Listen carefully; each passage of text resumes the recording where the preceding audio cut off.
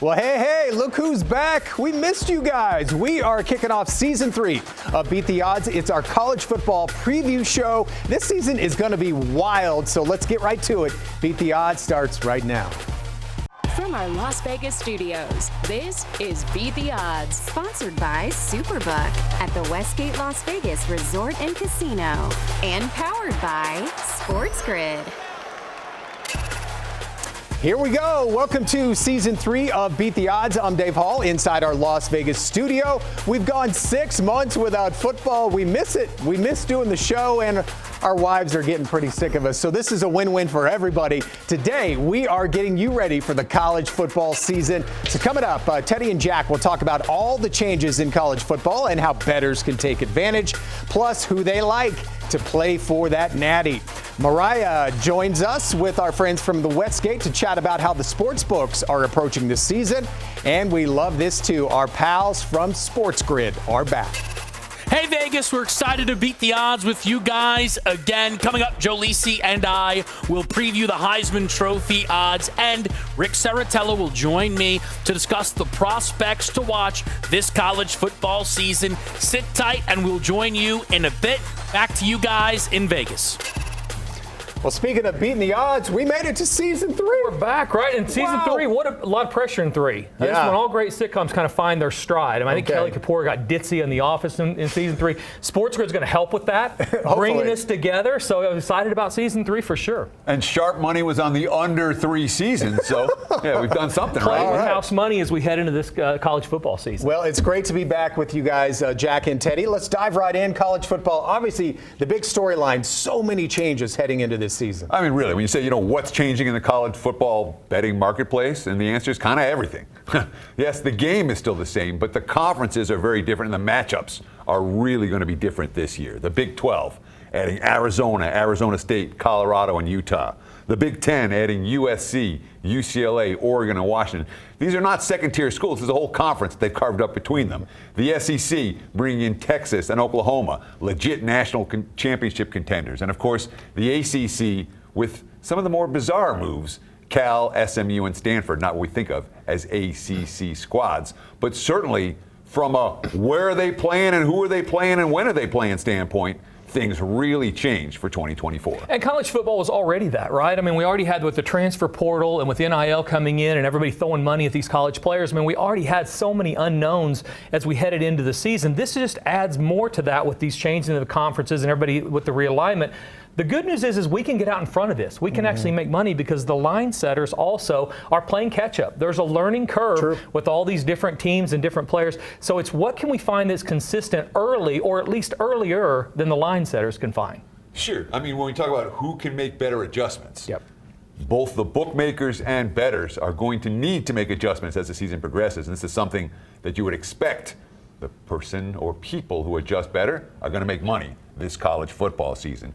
And it's also worth noting, we talk about the playoffs. It's not a 4-team or an 8-team, it's a 12-team playoff this year, which means 4 teams get byes and 4 teams get a home game in the postseason when it comes to national championship implications. So the 4 home games in January, those are going to matter. And as we get deeper into this, we're going to see the show this week. If we'll see kind of what I think is a disconnect between some of the odds and some of the lines with the expanded playoff system. I think really everybody's playing catch up with college football. You're going to find lines and things right now going on that you're probably never going to find again in college football because there'll be an adjustment after they get through 1 year. We're going to see what is a home field advantage worth in the first round of the playoffs.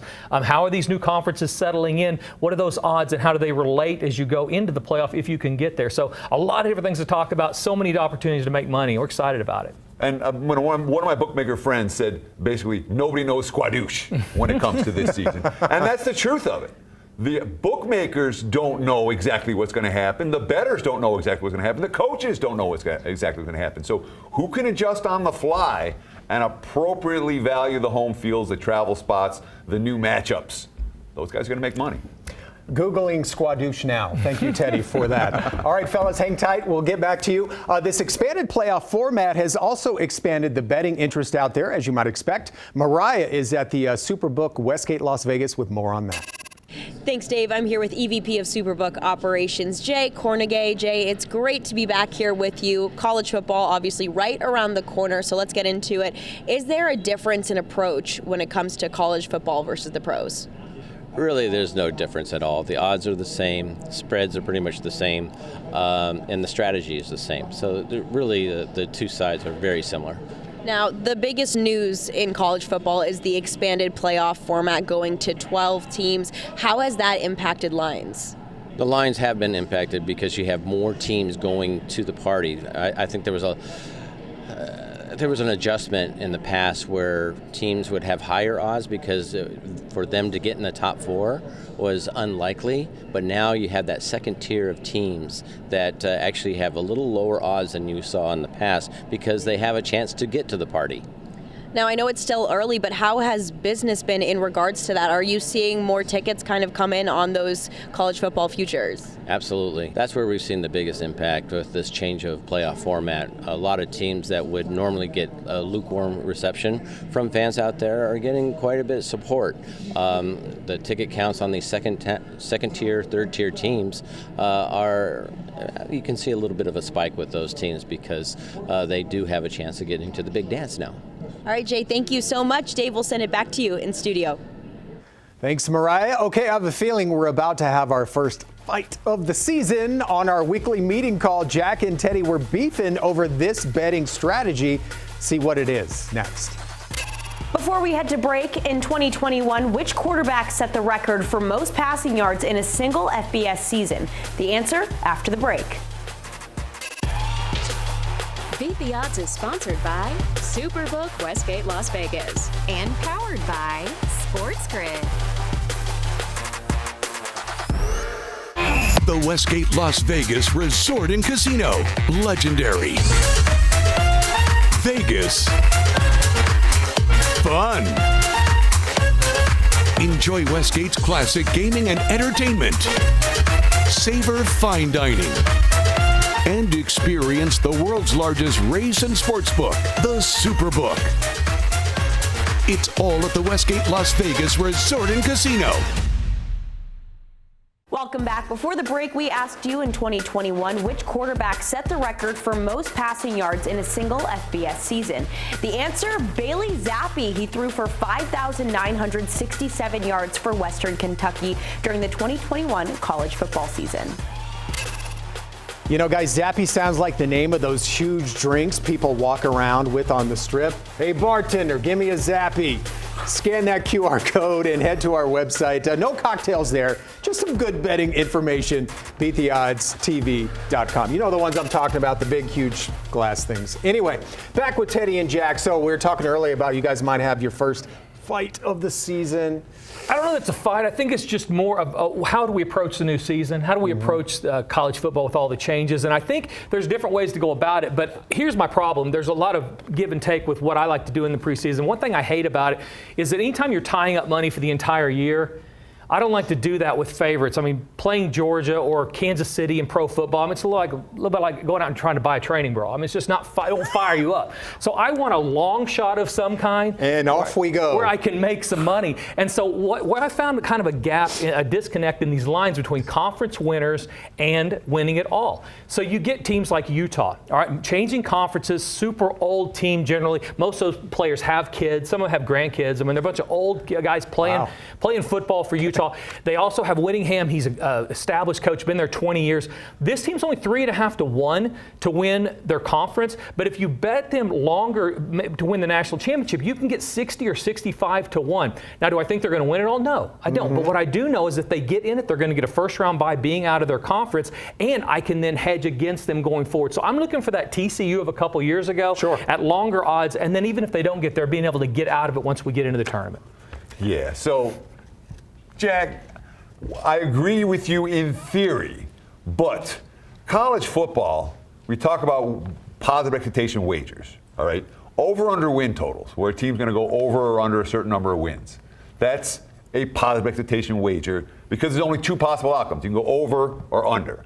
When you start talking about odds to win the conference or odds to win the Natty or something like that, odds to win the conference, one team's going to win and every other team's going to lose. Same story with championship scenarios. So you have a lot more losing bets than winning bets with those type of wagers. That's why I much prefer win totals over under as opposed to trying to hit some of these long shots. I just have to get them into the big tournament.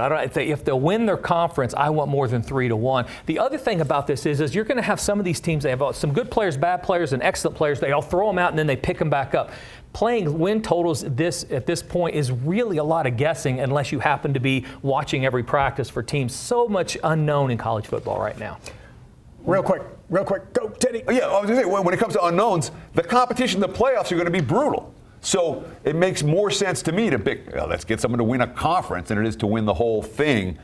Who knows what the season's going to look like in January? All right, time out, fellas. All right, time out. You two take a breather. We need to check in with our friends from Sports Grid. They are talking about some of the top stars this season. Kevin Walsh here with you, getting ready for another football season, combining the pro and college game. To help us do that, it's Rick Saratella. Rick, great to talk to you with football on deck. Hey, Kevin, man, August is football fever. I've been hitting the scouting trails, both college and pro, buckled up, ready to go. I'll tell you, Rick, you got your word cut out for you this year, at least right at the top of that odds board. We're so used to seeing minus money. Think about where Caleb Williams was this time last year, and he went first overall. We know that. This year, a little more question marks, and we usually expect it to be a quarterback. You see Carson Beck, Shedeur Sanders, both quarterbacks for their programs as 1-2 in the market.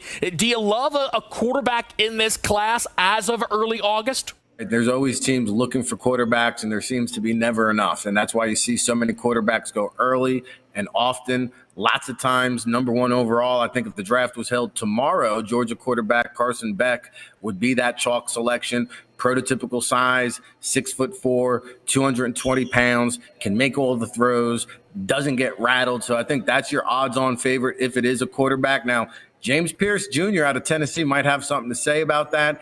Everybody loves quarterbacks, but what's the next best position?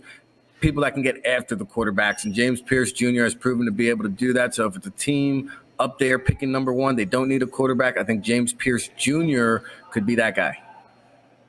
Do you feel, Rick, that it's possible, even if a team could use quarterback with this class, they might say, our guy's not here in 2025, and that could create even more value on Pierce out of Tennessee?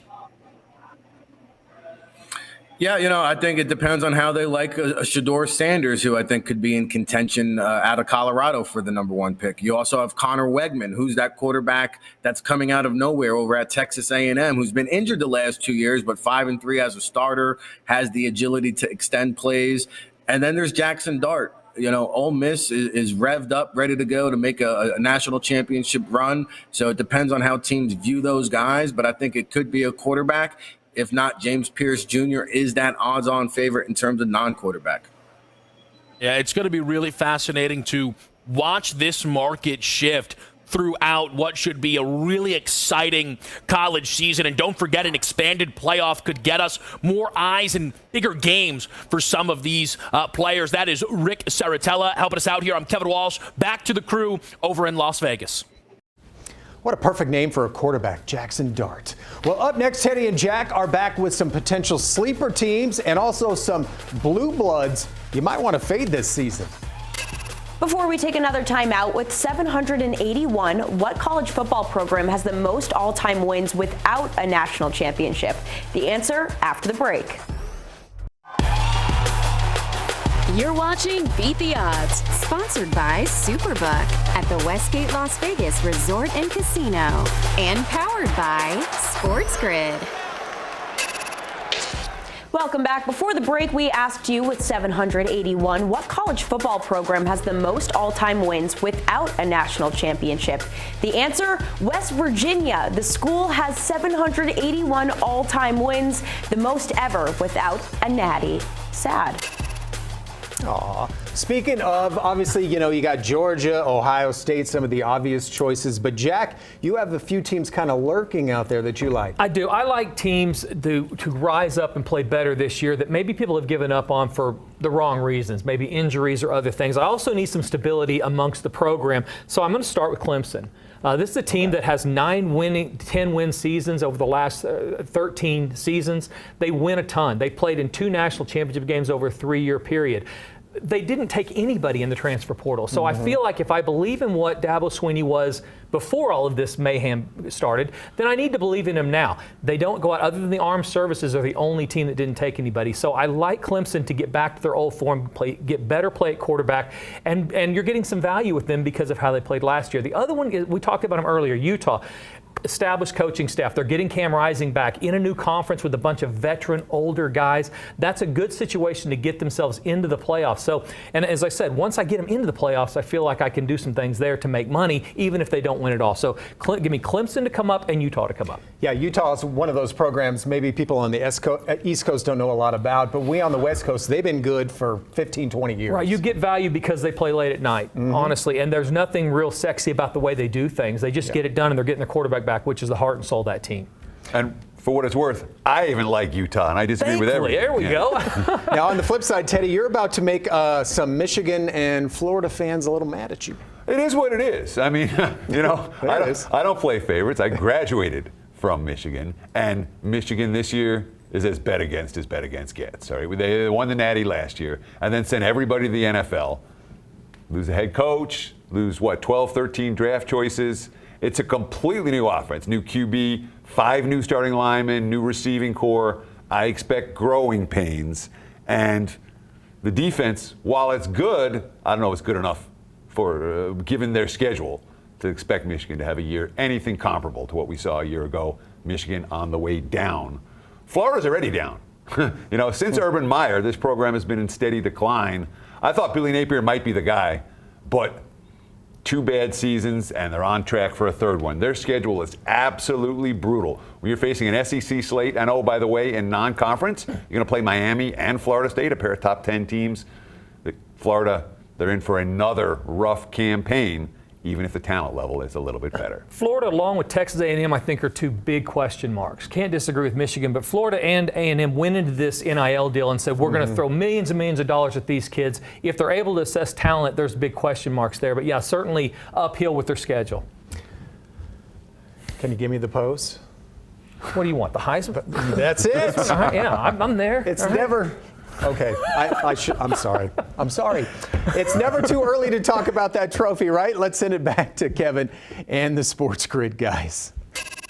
Kevin Walsh here, getting you ready for another season of college football with the help of Joe Lisi. And Joe, with the college football season comes the Heisman Trophy debates, and that often starts at the top of the board, which is littered with quarterbacks there. I know you're interested in some running backs. We'll get to that. But do any of these top contenders really stand out to you? I think you have to look, Kevin, in terms of the teams that have the best shot to potentially make the college football playoff. Teams like Texas and Quinn Ewers that knocked off Alabama as a 6.5-point underdog last year. Carson Beck and Georgia. You talk about a team over the past couple of seasons that have won 29 of 30 games. Carson Beck last year, 5 games over 300 yards. They were 5-0 in terms of those matchups, won by an average margin of victory of 26.6 points per game. Those are 2 quarterbacks that you have to keep an eye out on, along with Dylan Gabriel that transfers over from Oklahoma to Oregon. And if you look that top of the board there, I mean, you see Gabriel at the front on a 7-1 number. I mean, you have 10 quarterbacks kind of all bunched in. I think the changing of the playoff potentially, Joe, could lead to a more open field when it comes to the Heisman Trophy. Absolutely. You talk about group of 5 teams. We saw Liberty last year play on a New Year's Day game against Oregon. Their quarterback, Caden Salter, did throw for 32 touchdowns, well over 3,000 yards, over 1,000 yards in terms of his rushing performance. That opportunity this year for a group of 5 quarterbacks, teams like Tulane, teams like Memphis and Seth Hennigan have an opportunity to knock down that college football playoff door and maybe potentially pose a Heisman dark horse run. Now, you mentioned, or I mentioned, that you like these running backs here. Who does stand out from that position. Again, we know it's largely been a quarterback award, but you have some absolute studs this season in the college game at the running back position. Who do you particularly like? Well, we haven't seen a winner since 2016 with Derrick Henry in Alabama. I think this year a couple of them. You look at Ohio State, Quinshon Judkins, that transfers over from Ole Miss. But Donovan Edwards, you talk about the performance last year, only 497 rushing yards, average only 4 yards per carry, 5 rushing touchdowns, but 2 of them came in the national championship game against Washington. Donovan Edwards has the potential to be that home run hitter this season. I'll throw another running back out. Why not? Ollie Gordon of Oklahoma State, who ran for 1,700, and that wasn't even really given a full season's work. He could potentially push for 2,000 yards on the ground, which would really get his name in the conversation. That's Joe Lisi. I'm Kevin Walsh. We're sending it back to the crew out there in Las Vegas. All right, good stuff. Thank you, fellas. Well, we are really going to test Jack and Teddy now. Who is going to play for the Natty? They have their picks, and 2 of the teams might surprise you. That's next. Are you waking up in the morning with a sore jaw, headaches, maybe even ringing in your ears, all because you're grinding and clenching your teeth at night? That's exactly what was going on with me. I end up going to a dentist and he wants to charge over $600 for a night guard. That's when I found this, the Brux night guard. This was a game changer. It's smaller than other night guards that I tried, which is a good thing because it doesn't make me gag. It could fit on the top or the bottom of the teeth. It's lightweight and super comfortable. Now the Brux night guard redirects the bite force away from the back teeth, reducing jaw pain while still protecting the teeth. This unique design is what makes Brux Night Guard different from all other traditional grind guards. Go to BruxNightGuard.com and order yours today. Your teeth will thank you for it in the morning. Go to BruxNightGuard.com and use the promo code to activate your special TV offer. That's BruxNightGuard.com. Order today and take advantage of this special TV offer. Your teeth will thank you for it in the morning.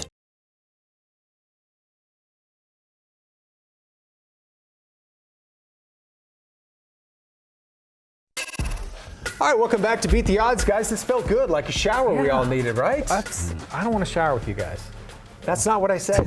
Let's finish up with best bets like we always do. Teddy, give us your national title matchup, please. Sure. Well, you're going to hear a lot about the very top teams, and I think there's a little bit of value with teams that are just below the Georgias of the world and Ohio States of the world. I'm going to talk Ole Miss and Oregon as 2 teams that I think are very live to go all the way this year. Of course, Oregon with Dylan Gabriel, you're talking about a potential Heisman winning QB, 144 career starts on the offensive line returning. And oh yeah, they get Ohio State to visit Eugene as well. And Ole Miss, Jackson Dart, you like the name? Mm-hmm. I like the quarterback. 3rd year in Lane Kiffin's system. This is a really elite level wide receiving core, and the Rebels capable of winning by margin and winning a whole bunch of games. We're going to need to get a sling if he's right on that. If he's spraying in his arm, put it in a sling, because both of those are going to be a little bit longer. We're on the same page, though. I do like Georgia. I think that they're the most stable of all of the blue bloods that are there. They continue to be there. But a little longer shot, we talked about them earlier. Clemson 60-1. To win it all. We get Clemson across the line. They've not taken people through the portal. They get established coaching staff and a conference that I think they've got a couple of tests, but they are still the cream of the crop. So give me Clemson at 60-1 playing Georgia, and Clemson actually getting it done. All right. Good job, guys. Show 1 in the books. Next week, we're going to do our pro football preview show. So check your local listings for that. We'll see you then.